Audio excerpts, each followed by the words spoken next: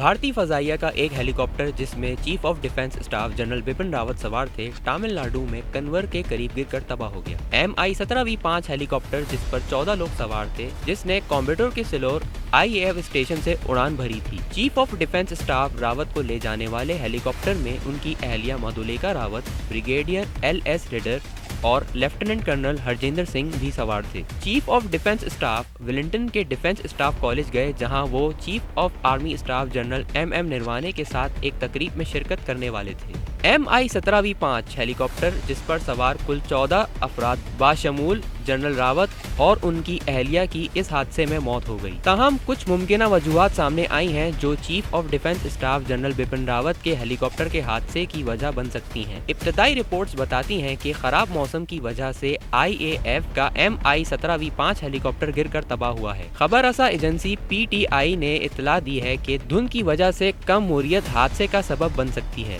MI-17H helicopter के साबिक pilot Amitabh Ranjan ने भारतीय खबर रसा इदारे को बताया, हेलीकॉप्टर नए नहीं हैं। पायलट बेहतरीन तरबियत याफ्ता और बेहतरीन पेशावर हैं। ये बहुत अच्छे और काबिल भरोसा हेलीकॉप्टर हैं और एयरलिफ्ट के लिए इस्तेमाल किए जा रहे हैं। रंजन ने मजीद कहा, ये कहना या तो हेलीकॉप्टर या अमले गलती पर हैं, इस वक्त कयासराई है। इसमें कुछ तकनीकी बात होगी जिसके लिए एक बोर्ड ऑफ इंक्वायरी का एहतमाम किया जाता है और वो अपने नताइज पेश करता है। सब्सक्राइब करें और बेल दबाएं ताकि कोई खबर रह न जाए।